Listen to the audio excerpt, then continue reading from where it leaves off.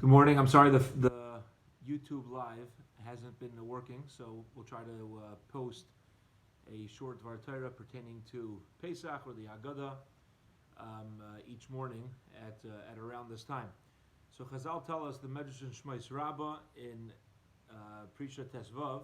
It says that the Malachi Asharis approached HaKadosh Baruch Hu, and they wanted to know when Yom Tov is going to be this year. HaKadosh Baruch Hu says, I'm sorry, this year I no longer am in control over when Yom Tov is.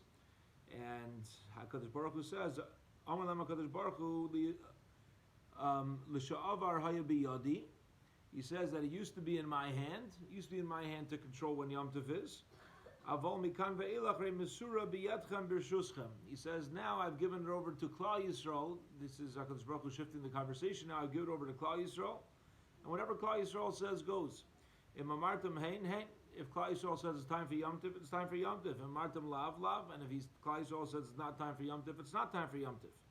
Mikol mokom yehei achodesh azelachem. This, when to establish months, is for you. Ella in bikashtem la'aber es hashana harini mashlam yimachem. I'm with you. You want to add a month to the year? It's going to be a leap year. It's going to be a leap year. What does that mean? What this means is that the very first mitzvah that HaKadosh Baruch Hu gives us as a Jewish people of Rosh Chodesh, this means to say, as soon as HaKadosh Baruch Hu gave us the mitzvah of Rosh Chodesh, whatever Klal Yisrael establishes, this is established in Shamayim as well. Whatever Klal Yisrael decides, HaKadosh Baruch Hu gave us the ability to decide when and how things are going to happen. Now, this past Shabbos, we had Rosh Chodesh benching. We had Bruchas HaChodesh. And in Bruchas HaChodesh we say, Misha Asa Nisim Laveisenu. HaKadosh Baruch Hu brought miracles to our forefathers, V'gal Eisam Yavdas L'chiris, and took them out of servitude into freedom. Hu Yigal Eisanim B'Karev.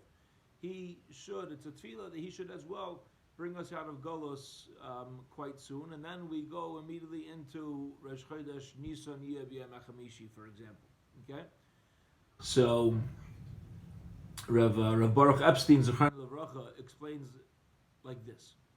He says that since the mitzvah of Rosh Chodesh is the very first mitzvah that was given to Klal Yisrael prior to leaving Mitzrayim, therefore we're davening in Birchas HaChodesh Shekishem Shevetzivu Harishin, the same way by the first command, Al Kiddush HaChodesh Zachinu L'Gula, the same way through that first mitzvah that we performed and we received, we ultimately merited to have the Geula. So that's Ba'osa Mida Kashanu Machrizin Al Rosh Chodesh Niska Gavan L'Gula. We want to remind HaKadosh Baruch Hu, so to speak, when we announce Rosh Chodesh, and we remind HaKadosh Baruch Hu Kaviyachol of that very first mitzvah that we received and we performed, we should also be Zocha, we should also merit the Geula.